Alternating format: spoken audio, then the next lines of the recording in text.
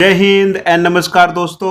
मैं प्रिंस कुमार आप सबका तहे दिल से स्वागत करता हूं आपके अपने YouTube चैनल जिसका नाम है NCERT बाय प्रिंस कुमार और CUT ब्लूम। अब आप लोग सोच रहे होंगे कि मैंने एक साथ दो YouTube चैनल का नाम कैसे ले लिया। तो दोस्तों दो YouTube चैनल का नाम मैंने इसलिए लिया है क्योंकि मैंने दो YouTube चैनल बनाए हैं। एक YouTube चैनल हमारा पुराना वाला जिस पे हम लोग वीडियोस मैं बनाता हूँ, आप लोगों को पढ़ाता हूँ, जिसका नाम है NCERT बाय प्रिंस कुमार। लेकिन फिर मैंने सोचा कि मैं हिस्ट्री भी पढ़ा रहा हूँ बच्चों को, तो इसलिए मैंने एक अलग चैनल बनाया जिसका नाम मैंने रखा है CUT ब्लूम। और इस चैनल पर मैं प्रॉपर CUT की प्रिपरेशन करा रहा हूँ, हिस्ट्री डोमेन पढ़ा रहा हूँ दोस्तों। तो ये मकसद था दो चैनल बनाने का। बाकी हमारा पुराना चैनल है जिसका नाम है NCERT बाय प्रिंस कुमार। इस वीडियो में हम लोग क्या बात करेंगे, इस वीडियो में मैं आप लोग को क्या पढ़ाने वाला हूँ, इस वीडियो के अंदर मैं आप लोग को पढ़ाने वाला हूँ हिस्ट्री डोमेन का जो नेक्स्ट चैप्टर है। क्योंकि इससे पहले हम लोगों ने यात्रियों के नज़रिए कवर किया है, बाकायदा हम लोगों ने उसके मोस्ट एक्सपेक्टेड क्वेश्चंस को भी मॉक टेस्ट के रूप में सॉल्व किया है। इस चैप्टर के अंदर हम लोग बात करेंगे हिस्ट्री का 6th चैप्टर जिसका नाम है दोस्तों भक्ति सूफी परंपराएं। NTA ने जो सिलेबस दिया है उसके अंदर उनका सिलेबस का नाम, उसमें सिलेबस का जो हेडिंग है वो है धार्मिक इतिहास भक्ति सूफी परंपरा। तो इसलिए दोस्तों ये चैप्टर बहुत इंपॉर्टेंट हो जाता है और इस चैप्टर को मैं आप लोग को पढ़ाऊंगा NCERT लाइन बाय लाइन। और साथ साथ में हम लोग वो तमाम क्वेश्चंस भी देखते हुए चलेंगे जो पिछले 2024, 2023, 2022 के अंदर CUT के अंदर इस चैप्टर से पूछे गए हैं। एक एक चीज़ को पढ़ेंगे, किसी चीज़ को भी नहीं छोड़ेंगे, क्योंकि अगर किसी चीज़ को हम इग्नोर करेंगे तो हो सकता है कि वही सवाल बन जाए। तो दोस्तों CUT की प्रिपरेशन आपकी बहुत अच्छी तरह से होगी, बस आप लोग को मुझ पर विश्वास जताना है और मेहनत करते रहना है, रिवीजन करते रहना है। जो चीज़ें मैं आप लोग को बताऊं उसको आप लोग फॉलो करते रहिए और आप लोग के हिस्ट्री डोमेन में बहुत अच्छा स्कोर करने वाले हैं आप लोग। क्योंकि मैं सबसे इंपॉर्टेंट चीज़ NCERT पढ़ा रहा हूँ और इससे मैं NCERT कोई नहीं पढ़ा रहा यूट्यूब पर, जबकि सबसे इंपॉर्टेंट बुक NCERT ही है। आप लोग के NTA जो सवाल बनाएगा, एग्जामिनर जो सवाल सेट करेंगे वो NCERT से ही सेट करेंगे। और मैं आप लोग को साथ साथ में दिखाऊंगा भी कि किस तरह से सवाल हर साल पूछे जा रहे हैं NCERT से। कुछ नहीं किया जा रहा है, बस लाइन को उठा करके सवाल फॉर्म बना करके आपसे सवाल पूछा जा रहा है, कुछ एक्सपेरिमेंट नहीं किया जा रहा है। तो बुक सबसे इंपॉर्टेंट होती है, बाकी सब चीज़ें बाद में होती है। तो चलिए दोस्तों बिना किसी देरी के शुरू करते हैं, जिसका नाम है भक्ति सूफी परंपराएं धार्मिक विश्वास। तो मैंने मेरा तरीका क्या रहता है कि पहले NCERT बुक कवर कराता हूँ, उसके बाद में चैप्टर ख़त्म कराने के बाद मैं आप लोगों से आप लोगों को कुछ 30, 40, 50 चैप्टर के रिक्वायरमेंट पे आप लोगों से सवाल मैं आप लोग को देता हूं और हम लोग प्रैक्टिस करते हैं। तो देखिए दोस्तों, पहली जो जानकारी है जिस पे NCERT ने पिछले साल सवाल पूछा था 2024 के अंदर, देखिए कहाँ से पूछा था मैं आप लोग को बताता हूँ। और ये जानकारी बहुत ज़रूरी है, हो सकता है इस साल भी इससे सवाल पूछा जाए, तो आप लोग ध्यान से देखिएगा। देखिए जानकारी क्या है। उड़ीसा में मिलता है जहां मुख्य देवता को 12वीं शताब्दी तक आते आते जगन्नाथ, आप लोगों को पता है कि भाई जगन्नाथ एक मंदिर है, बहुत खूबसूरत मंदिर है जगन्नाथपुरी के अंदर। और ये किधर है दोस्तों? उड़ीसा के अंदर है, ठीक है, जगन्नाथपुरी। जिसका मतलब क्या होता है? शाब्दिक अर्थ है संपूर्ण विश्व का स्वामी। विष्णु के एक स्वरूप के रूप में प्रस्तुत किया गया है, यानी कि वहां पर एक भगवान विष्णु जी हैं, ठीक है, उनके स्वरूप के रूप में उनकी पूजा की जाती है। मंदिर कहाँ पर है? जगन्नाथ मंदिर है, किधर है? उड़ीसा के अंदर। ये है, इतनी सी बात है। अब इतनी सी बात से देखिए किस तरह से आपसे CUT के अंदर सवाल पूछा गया है। देखिए, Lord Jagannath is a form of which God. सवाल इंग्लिश में, मैं हिंदी में बता देता हूँ। सवाल ये बोल रहा है कि भाई भगवान जगन्नाथ किस देवता के रूप में पूजे जाते हैं। तो आप लोगों को ये देखिए, विष्णु के एक स्वरूप के रूप में इनको प्रस्तुत किया गया है, यानी कि विष्णु के स्वरूप माना जाता है जगन्नाथ जी को। तो इसका राइट आंसर क्या हो जाएगा? विष्णु। ये सवाल पूछा गया था 2024 के अंदर। आप लोग बता सकते हैं, आप लोग खुद सोच सकते हैं कि क्या टफ सवाल था क्या? कहीं से भी टफ नहीं था। बस आप लोग को NCERT पढ़नी अच्छी तरह से। आप लोग NCERT पे विश्वास जताइए, क्योंकि आप लोग का यही बेस है, यही फंडामेंटल है। इसके बियॉन्ड, इससे आगे अभी कुछ भी नहीं है। तो पहले NCERT कवर कीजिए। देखिए कितना ईजी सवाल पूछा गया था, बस एक लाइन उठाई गई है, वहाँ से सवाल बनाया गया है कि भाई बताइए जगन्नाथ जी किस भगवान के स्वरूप हैं, या किस भगवान के स्वरूप के रूप में इनको पूजा जाता है। तो विष्णु भगवान के स्वरूप के रूप में। कितना सिंपल सवाल है, पहले पेज से सवाल पूछा गया है। तो यही मैं आप लोग को यही बताना चाहता हूँ कि NCERT साथ साथ पढ़ाते पढ़ाते मैं आप लोग को जो पिछले साल सवाल पूछे गए वो भी मैं आप लोग को प्रूफ के रूप में दिखाऊं कि किस तरह से सवाल पूछे जा रहे हैं। ठीक है, आप लोग को NCERT पे विश्वास करना है। तो चलिए आगे बढ़ते हैं। इसी तरह के ढेरों सवाल इस चैप्टर से पूछे गए हैं हर साल। आगे देखिए अगली जानकारी क्या इंपॉर्टेंट हो जाती है। अगली जानकारी जो इंपॉर्टेंट हो जाती है इस चैप्टर से उसको देखते हैं हम लोग। अगली जानकारी देखिए, यहाँ से हो सकता है सवाल पूछ ले आप लोगों से कि भाई प्रारंभिक भक्ति आंदोलन लगभग 6वीं शताब्दी, अलवारों और नैनारों। तो आप लोगों से ये पूछ सकता है कि भाई अलवार किसके भक्त माने जाते थे, तो विष्णु भक्त, जो विष्णु जी की भक्ति करते थे ना, तो उनको बोलते थे अलवार से। और नैनार, तो नैनार जो होते थे वो शंकर भगवान के जो भक्त होते थे उनको नैनार बोला जाता था। तो ये आप लोग को डिफरेंस पता होना चाहिए, कई बार इस पर भी सवाल पूछा जा सकता है। उसके बाद में आगे देखिए नेक्स्ट जानकारी क्या इंपॉर्टेंट है इस चैप्टर से रिलेटेड, तो यहाँ से देखिए आप लोग। अलवार संतों के एक मुख्य काव्य संकलन नलयिरद्य प्रबंधम का वर्णन तमिल वेद में के रूप में किया जाता था। यानी कि जो अलवार संत थे, जो विष्णु भगवान के संत थे, वो एक मुख्य काव्य पुस्तक है उनके लिए जिसका नाम है नलयिरा दिव्य प्रबंधनम। ठीक है, इसका इन्होंने जो है तमिल वेद के रूप में वर्णन किया है। इस ग्रंथ का महत्व संस्कृत के चारों वेद जितना बताया गया है। यानी कि जो अलवार संत होते हैं, अलवार मानने वाले लोग होते हैं, उनके लिए पुस्तक जो है संस्कृत के जो 4 ग्रंथ है ना, 4 वेद हैं, सामवेद, यजुर्वेद, अथर्ववेद, ऋग्वेद, उस चारों वेदों के बराबर इस पुस्तक को इतनी जो है पवित्रता मानी जाती है। तो ये आप लोगों से पूछा जा सकता है, ये जानकारी बहुत इंपॉर्टेंट हो जाती है। आप लोगों से पूछ देगा, 4 ग्रंथ दे देगा और बोलेगा कि बताइए निम्नलिखित में से अलवारों के लिए सबसे जो है मुख्य ग्रंथ कौन सी है। तो आप लोग को पता होना चाहिए बुक का नाम क्या है दोस्तों, नलयिरा दिव्य प्रबंधनम। ठीक है, तो ये किताब है। बस आप लोग को मैं जो बता रहा हूँ उसको फॉलो कीजिए, आप लोग को कुछ भी ज़्यादा सोचने की जरूरत नहीं है। जो जो इंपॉर्टेंट ये मैंने फैक्ट्स आप लोग को अंडरलाइन किए ना, इसको आप अपनी कॉपी में लिख लीजिए, कॉपी में लिख करके इसको बार बार रिवाइज कीजिए। इससे बाहर कुछ भी पूछा नहीं जाएगा, ट्रस्ट कीजिए मुझ पर, ट्रस्ट बहुत बड़ी चीज़ होती है दोस्तों। ठीक है, तो ये है।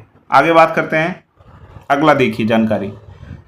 अंडाल नामक अलवार स्त्री के भक्ति गीत व्यापक स्तर पर गाए जाते हैं। अब देखिए भक्ति आंदोलन के अंदर केवल पुरुष भक्त नहीं थे, स्त्रियां भी जो थी उसके अंदर शामिल हुई थी, जिसका सबसे बड़ा उदाहरण है अंडाल नामक एक अलवार स्त्री। ये विष्णु भगवान की बहुत बड़ी भक्त थी। ठीक है, ये विष्णु जी को जो है बहुत पूजती थी। तो मैंने आप लोगों को कई बार बताया कि अगर किसी चीज़ के अंदर महिला का नाम आता है तो वो चीज़ अपने आप इंपॉर्टेंट हो जाती है। तो खास करके भक्ति आंदोलन के अंदर महिलाओं से रिलेटेड एक भी अगर आप लोगों को कोई फैक्ट मिलता है तो उसको आप लोग जो है घोल के पी जाइए, बिल्कुल रट जाइए बढ़िया तरीके से, क्योंकि हो सकता है एग्जामिनर आप लोगों से सवाल वहीं से पूछा जाए, और पूछा भी गया। अभी देखिए आप लोगों को एविडेंस भी दिखाऊंगा मैं, इसी से सवाल पूछा गया था 2023 के अंदर कि भाई अंडाल नामक अलवार स्त्री के भक्ति गीत व्यापक स्तर पर गाए जाते थे। इन्होंने कोई भक्ति की गीत बनाए होंगे जिसको आगे चलकर लोग गाते थे।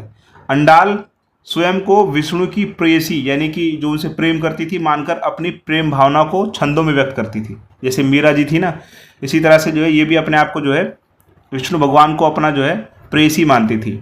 ठीक है, तो किसकी भक्ति थी ये, विष्णु भगवान की। अब देखिए सेम टू सेम देखिए, अब सवाल 2023 के अंदर क्या पूछा गया था, अंडाल एक महिला अलवार ने खुद को किसके प्रिय के रूप में देखा था। किसके प्रिय के रूप में देखा था दोस्तों, विष्णु भगवान के प्रिय के रूप में देखा था। कितना इजी सवाल है, इजी इजी इजी। और ये बस यहाँ से स्टेटमेंट उठाई है और यहाँ पर इन्होंने चिपका दिया है, कुछ भी मेहनत नहीं किया है।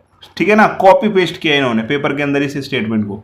तो बताइए क्या टफ है क्या ये, टफ है कहीं से, बिल्कुल भी टफ नहीं है। बस आप लोग को एनसीईआरटी पढ़ना है, मैं आप लोग को एनसीईआरटी पढ़ाता भी हूँ, समझाता भी हूँ, बाकायदा मैं आप लोग को एविडेंस भी देता हूँ कि किस तरह के सवाल आप लोगों से वो बना सकते हैं।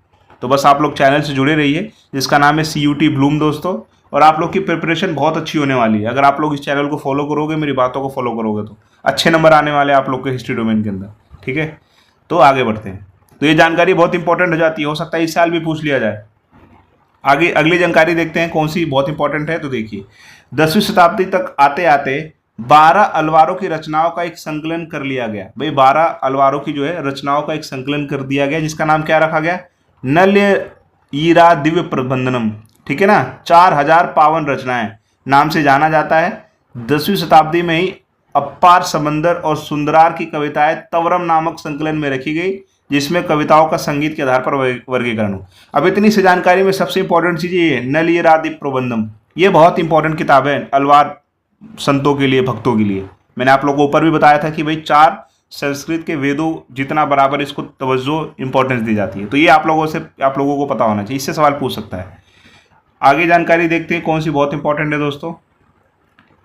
आगे देखिए, अब देखिए यहाँ पर देखिए चिदम्बरम, तंजावुर और गंगई कोंड चोलपुरम में विशाल शिव मंदिर किसने बनवाया था? तो किसने बनवाया था? चोल सम्राटों ने। ये सवाल भी पूछा गया था, ये सवाल भी पूछा गया था, शायद इसको मैं लगाना भूल गया हूँ। आप लोगों से सवाल ये पूछा गया था कि भाई गंगई कोंड चोलपुरम के विशाल शिव मंदिर किस साम्राज्य के शासकों ने बनवाया था? तो चोलों ने बनवाया था। किसने बनवाया था दोस्तों?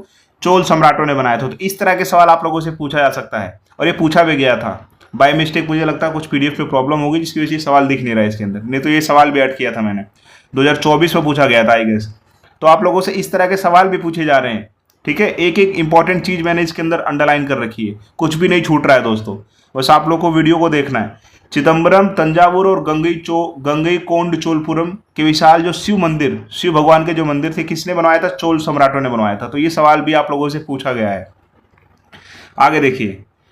आगे देखिए नेक्स्ट, तमिल भाषा के 6 भजनों का गायन इस मंदिर में प्रचलित किया। उन्होंने ऐसे भजनों का संकलन एक ग्रंथ तवरम, मैंने आप लोगों को कई बार बता रखा है कि कई एग्जामिनर जो होते हैं वो शब्दों के मतलब पे सवाल पूछ लेते हैं। आप लोगों से सवाल दे देगा कि भाई तवरम निम्नलिखित में से किसका मतलब है, या तवरम का मतलब क्या है? तो आप लोग को पता होना चाहिए तवरम का मतलब क्या है दोस्तों। तमिल भाषा में लिखे गए शिव भगवान के ऊपर भजन है, तो उसको क्या बोलते हैं? तवरम बोलते हैं। याद रखिएगा आप लोग, ठीक है। हाँ, ये तमाम जानकारी बहुत इंपॉर्टेंट है।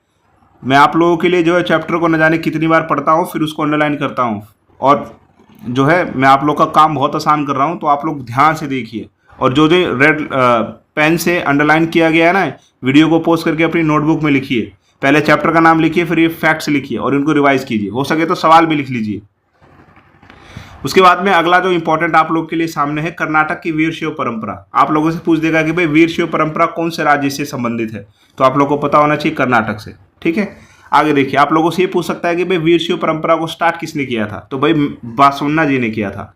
बासवन्ना जी क्या थे? ब्राह्मण थे दोस्तों, ठीक है। और ये पूछ सकता है कि भाई ये बासवन्ना जी कौन से राजा के दरबार में मंत्री थे? तो कलाचुरी राजा के दरबार में क्या थे दोस्तों? मंत्री थे। इतनी सी जानकारी से कई सारे सवाल एग्जामिनर बना सकता है। और वो किसके अनुनायी थे? तो वीर शैव यानी शंकर भगवान के बहुत बड़े अनुनायी थे। ये लोग लिंग को धारण करके चलते थे दोस्तों। इतनी सी जानकारी बहुत इंपॉर्टेंट हो जाती है, ठीक है। तो आप लोग ध्यान रखिएगा, ये तमाम जानकारी बहुत इंपॉर्टेंट है दोस्तों। आगे बढ़ते हैं, देखते हैं नेक्स्ट जानकारी आप लोगों के लिए जो एग्जाम के अंदर पूछे जाने की संभावना रखती है। अगला है भाई उलेमा। उलमा शब्द से क्या समझते हैं आप? तो आप लोग को पता होना चाहिए भाई आलिम का बहुवचन इस्लाम धर्म के ज्ञाता को क्या बोलते हैं? उलमा बोलते हैं। तो ये भी पूछ सकता है आप लोगों से। नेक्स्ट देखते हैं दोस्तों, आगे बढ़ते हैं। नेक्स्ट अब आप लोग को एक सवाल दिखाता हूं। देखिए इस्लाम के अंदर जो है 5 बातों की बोला गया है। पहला तो भैया अल्लाह एकमात्र ईश्वर है, ठीक है। पैगंबर मोहम्मद उनके क्या है? दूत हैं, शाहद है। शाहद का मतलब क्या होता है? दूत होता है।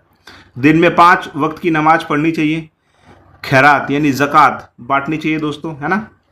जो गरीब लोग होते हैं उनको ज़कात यानी कि एक तरह से भीख बांटनी चाहिए। रमज़ान के महीने में रोज़ा रखना चाहिए और हज के लिए मक्का जाना चाहिए। तो यहाँ पर 2 शब्द बहुत इंपॉर्टेंट है। 2 शब्द पे आप लोग को गौर फरमाना है। पहला शब्द है शाहद। शाहद का मतलब क्या है कि भाई पैगंबर मोहम्मद जो दूत थे उनको शाहद बोला जाता है। दूसरा ज़कात। ज़कात का मतलब होता है दोस्तों खैरात बांटना। अब देखिए इन 2 शब्दों के आधार पर एक हम लोग सवाल सॉल्व करेंगे। देखिए ये सवाल पूछा गया है, ये सवाल 2024 में पूछा गया आप लोगों से। सवाल क्या है कि भैया सूची 1 को सूची 2 से मिलाइए। इधर कुछ शब्द दे रखे हैं और इधर उसके मतलब। तो शहाद का मतलब क्या होता है? देखिए यहाँ पर पहला ही शहाद, पहला ही जो है आप लोग का पूछा गया है शहाद या शहादा। शहादा का मतलब हम लोगों ने क्या पढ़ा था कि भाई अल्लाह का रसूल पैगंबर मोहम्मद, ठीक है। तो ए का क्या हो जाएगा दोस्तों? ए का हो जाएगा आपका फर्स्ट।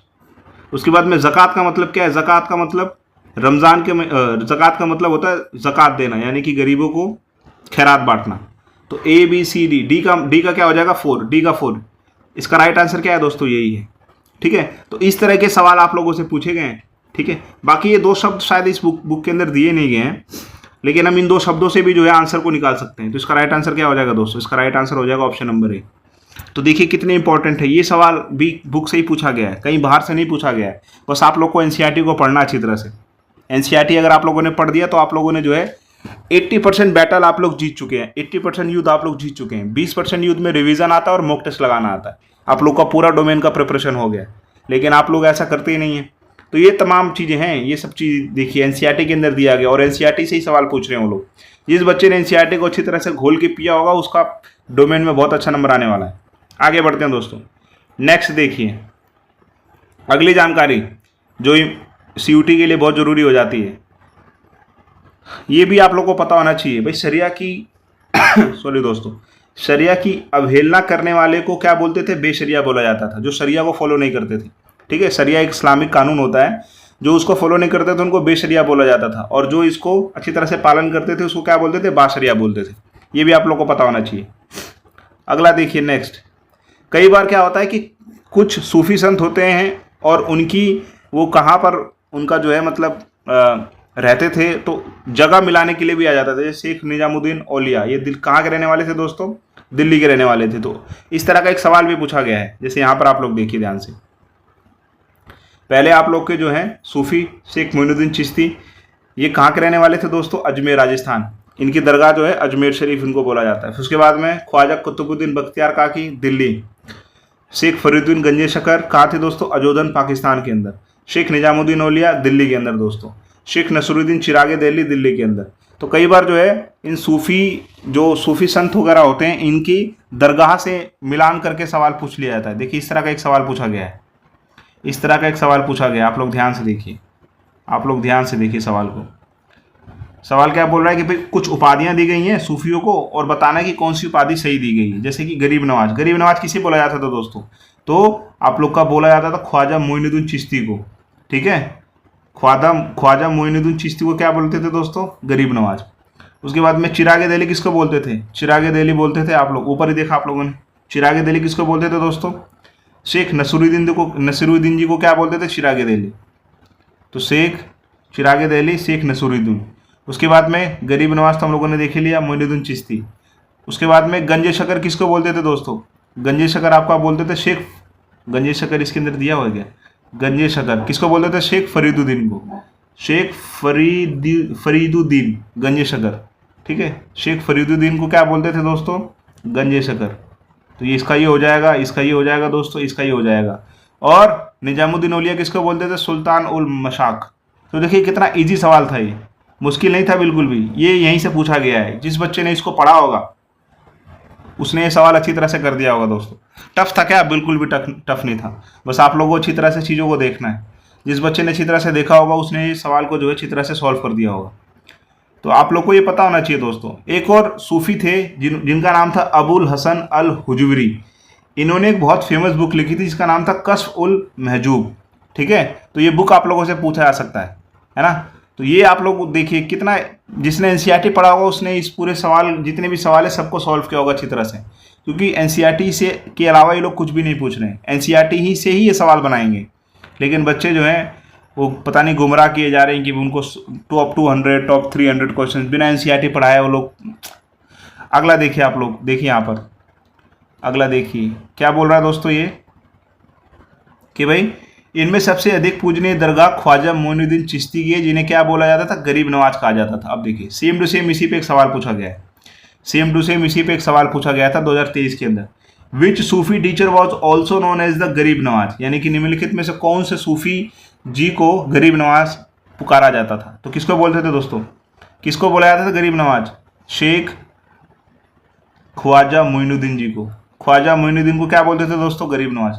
टफ था क्या ये सवाल? बिल्कुल टफ नहीं था, और यकीन मानिए सवाल पूछा गया है सीयूटी के अंदर। ठीक है, सेम टू सेम ये सवाल, ये सारे सवाल आप लोगों के जो है पूछे जा रहे हैं, बुक से पूछे जा रहे हैं। फिर अगला एक इंपॉर्टेंट फैक्ट है कि भाई शेख निजामुद्दीन औलिया जी के शिष्य का नाम था अमीर खुसरो। क्या नाम था दोस्तों? अमीर खुसरो। आप लोगों से सवाल पूछा जा सकता है कि भाई अमीर खुसरो किसके जो थे शिष्य थे? तो आप लोग को पता होना चाहिए निजामुद्दीन औलिया के शिष्य थे। आगे बढ़ते हैं दोस्तों। नेक्स्ट जानकारी जो आप लोग के एग्जाम के लिहाज से बहुत इंपॉर्टेंट हो जाती है वो है ये देखिए, बाबा फरीद हुए थे। इन्होंने जो है क्षेत्रीय भाषा के अंदर कई सारी काव्य रचना की, और इनकी खास बात ये कि इनकी जो काव्य रचना है ना, गुरु ग्रंथ साहिब के अंदर भी मतलब इसको रखा गया है। ठीक है, उसके बाद में मलिक मोहम्मद जायसी, इन्होंने एक बुक लिखी थी जिसका नाम था पद्मावत। आप लोगों ने एक फिल्म देखी होगी पद्मावत, ठीक है ना, वो रणवीर सिंह वाली, ठीक है, और शाहिद कपूर वाली और दीपिका पादुकोण वाली, अलाउद्दीन खिलजी वाली, ये वही वाली बुक है दोस्तों। ठीक है। तो ये आप लोगों से पूछा जा सकता है कि भाई मलिक मोहम्मद जैसी की प्रेमाख्यान बुक का नाम क्या है, तो पद्मावत। ये आप लोगों को पता होना चाहिए। ये तमाम सवाल आप लोगों से पूछे जा सकते हैं। आगे बढ़ते हैं और देखते हैं कौन सी जानकारी और इम्पोर्टेंट है। देखिए ये जानकारी भी बहुत इंपॉर्टेंट है दोस्तों एग्जाम के लिहाज से। शेख निजामुद्दीन औलिया के अनुयायी उन्हें क्या बोलते थे? सुल्तान उल मशीक। ऊपर हम लोगों ने देखा था अभी, ठीक है ना, ऊपर हम लोगों ने देखा था, यहाँ पर हम लोगों ने इसको देखा था, सुल्तान उल मशीक। ये जब सवाल हम लोगों ने सॉल्व किया था यहाँ पे कि भाई निजामुद्दीन औलिया को क्या बोला जाता था? सुल्तान उल मशाक किसको बोला जाता था? तो शेख निजामुद्दीन औलिया को बोला जाता था, ठीक है। तो ये सवाल पूरा एनसीईआरटी से है, कुछ भी बाहर से नहीं है। अगर कोई बोलता है कि भाई सब चीज़ें बाहर से आ रही तो वो बेवकूफ़ है, क्योंकि एनसीईआरटी उसने ठीक से पढ़ी नहीं होगी। जिसने एनसीईआरटी को पढ़ डाला उसका अच्छी तरह से सीयूटी का जो है हिस्ट्री डोमेन प्रिपेयर हो गया दोस्तों, तैयार हो गया। एनसीईआरटी के बाहर जाना ही नहीं। उसके बाद में आप लोगों से सवाल पूछा जा सकता है कि भाई कबीर जी ने जो है, कबीर जी की बातों को 3 किताबों के अंदर रखा गया है। आप लोग देखिए, कबीर की वाणी 3 विशिष्ट किंतु परस्पर व्याप्त परिपाटियों में संकलित है। पहला तो कबीर बीजक, कबीर जी की बात को कबीर बीजक में रखा गया है। दूसरा कबीर ग्रंथावली के अंदर, ये किताबें हैं दोस्तों। पहली किताब का नाम है कबीर बीजक, दूसरी किताब का नाम है कबीर ग्रंथावली, और तीसरी बुक का नाम है आदि ग्रंथ साहिब, यानी कि जो बहुत होली बुक है ना, बहुत पवित्र बुक है सिख धर्म के अंदर, हम सबके लिए पवित्र बुक है, ठीक है। तो उसके अंदर भी जो है कबीर जी की बातों को रखा गया है। तो ये चीज़ें आप लोग को पता होनी चाहिए दोस्तों। उसके बाद में नेक्स्ट इन्फॉर्मेशन जो आप लोग के एग्जाम के लिहाज से बहुत जरूरी हो जाती है, वो देखिए। एक सवाल भी यहाँ पर, एक सवाल भी देखिए, गुरु नानक जी बोलते हैं कि भाई निरंतर स्मरण और नाम करना चाहिए अपने प्रभु का शब्द के माध्यम से। बाबा गुरु नानक ये शब्द अलग अलग रागों में गाते थे। उनका एक सेवक था जिसका नाम था मर्दाना। तो आप लोगों से पूछा जा सकता है कि भाई बताइए गुरु नानक जी के सेवक का नाम क्या था? तो भाई मर्दाना उनके सेवक का नाम था। और उनके सबसे प्रिय अनुयायी का नाम क्या था? अंगद, जिनको बाद में जो है गुरुपद पर आसीन किया गया था। अब देखिए सवाल आप लोगों से किस तरह का पूछा गया है, सवाल आप लोगों का किस तरह से पूछा गया है। देखिए ये कुछ जानकारियां हैं। ये सवाल सीयूटी 2022 के अंदर पूछा गया था। निम्नलिखित में से कौन सा कथन सही है ये आप लोग को बताना है। तो देखिए पहला कथन क्या बोलता है? गुरु अर्जुन ने गुरु नानक के भजनों को आदि ग्रंथ साहिब में संकलित किया। गुरु तेग बहादुर ने खालसा पंथ की स्थापना की। गुरु नानक ने गुरु ग्रंथ साहिब की रचना की। मीराबाई मराठा राजकुमारी थी। मीराबाई राजपूत राजकुमारी थी। अब इनमें से आप लोग को सही जानकारी की बताना है, ठीक है। अब देखिए यहाँ पर ये सारी जानकारी यहाँ से पूछा गया। पहला जानकारी, 5वें गुरु अर्जन देव ने बाबा गुरु नानक तथा उनके 4 उत्तराधिकारियों बाबा फरीद, रविदास, कबीर की वाणी को आदि ग्रंथ साहिब में संकलित किया था। तो पहली जानकारी जो यहाँ पर थी, पहली जानकारी जो यहाँ पर है दोस्तों, इसको देखिए आप लोग। ये क्या बोलता है कि भाई गुरु अर्जन ने गुरु नानक के भजनों को आदि ग्रंथ साहिब में संकलित किया। तो भाई बिल्कुल सही है, क्योंकि 5वें गुरु अर्जन देव जी ने सारे भजनों को क्या किया था दोस्तों? संकलित किया था। पहली जानकारी तो ठीक है। सेकंड, गुरु तेग बहादुर ने खालसा पंथ की स्थापना करी। अब ये देखिए क्या ये ठीक है? 10वें गुरु गोविंद सिंह जी ने 9वें गुरु तेग बहादुर की रचनाओं को भी इसमें शामिल किया, ठीक है। उसके बाद में देखिए गुरु गोविंद सिंह ने खालसा पंथ की स्थापना करी थी। अब देखिए यहाँ पर गुरु गोविंद सिंह ने की थी, तेग बहादुर जी ने नहीं करी थी। तो ये स्टेटमेंट हो जाती है गलत, ठीक है, ये गलत होगी। अगला, उसके बाद में नेक्स्ट देखिए दोस्तों, अगला स्टेटमेंट क्या बोलता है? अगला स्टेटमेंट, 9वें गुरु तेग बहादुर की रचनाओं को भी इसमें शामिल किया गया। अगला स्टेटमेंट देखिए, अगला स्टेटमेंट देखिए।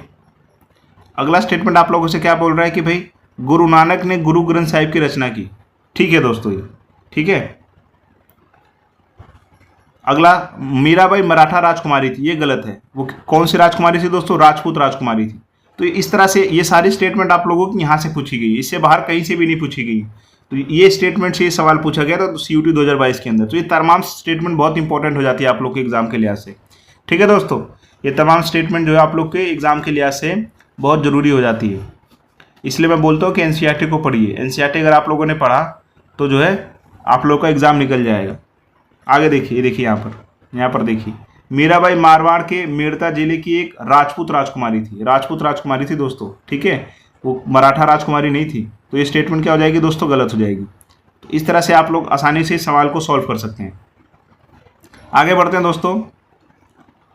मीरा जी के गुरु का नाम क्या था? तो रविदास, जो एक चरमकार थे दोस्तों, है ना, जो चरमकार थे, जो चमड़े से काम करते हैं उनको क्या बोलते हैं? चरमकार बोलते हैं। उसके बाद में नेक्स्ट आप लोगों से एग्ज़ाम के अंदर क्या पूछा जा सकता है तो ये तमाम सवाल थे दोस्तों, ये तमाम सवाल थे और ये तमाम जानकारियाँ थी जो आप लोग के एग्ज़ाम के लिहाज से बहुत ज़रूरी हो जाती हैं। और मैं मानता हूँ कि अगर आप लोगों ने एनसीईआरटी को पढ़ा और जो मैंने जानकारी आप लोग को बताई इसको आप लोगों ने रिवाइज़ किया तो यहीं से सवाल बनेंगे आप लोग को। 2025 में सीयूटी में आप लोगों से हिस्ट्री में यहीं से सवाल पूछे जाएंगे, इससे बाहर कुछ भी नहीं पूछा जाएगा। मैंने आप लोग को कई सारे सवाल सबूत के रूप में भी दिखाए हैं, तो आप लोग अगर एनसीईआरटी को पढ़ोगे तभी आप लोग का जो है कल्याण होने वाला है। अदरवाइज़ आप लोग भटकते रह जाओ, टॉप 200, टॉप 300, टॉप 500 एमसीक्यूज लगाओ, उससे आप लोग का बेस मजबूत नहीं होगा। जिस बच्चे का बेस मजबूत होगा वही बच्चा जो है डोमेन के अंदर अच्छा परफॉर्म कर पाएगा, क्योंकि बेस आप लोग का एनसीईआरटी। अगर आप लोग एनसीईआरटी को नहीं पढ़ोगे तो फिर आप लोग कितने भी एमसीक्यूज लगाओ एक्सपेक्टेड टॉप, उससे कुछ नहीं होने वाला है। जब तक आप लोग को ये तमाम जानकारियाँ नहीं पता होंगी तब तक आप लोग का जो है हिस्ट्री में अच्छा स्कोर नहीं आ पाएगा। तो आप लोग को मैं बता रहा हूँ, तो आप लोग अच्छी तरह से इन तमाम जानकारियों को नोटबुक में नोट डाउन कीजिए और उसको रिवाइज़ कीजिए। और चैप्टर ख़त्म होने के बाद मैं खुद आप लोग के लिए जो है मॉक टेस्ट लेके आता हूँ, जिसके अंदर मैं इंपॉर्टेंट क्वेश्चंस को ऐड करता हूँ, बाकायदा प्रीवियस ईयर सवाल भी उसके अंदर ऐड करता हूँ और आप लोग की अच्छी तरह से प्रैक्टिस कराता हूँ।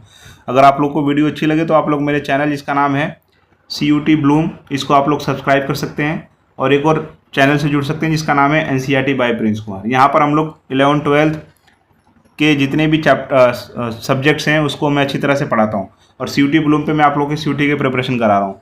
तो अगर आप लोग को वीडियो अच्छी लगे तो आप लोग चैनल को सब्सक्राइब कर सकते हैं, वीडियो को लाइक कर सकते हैं। मिलते हैं नेक्स्ट वीडियो में, तब तक पढ़ाई करते रहिए, रिवीजन करते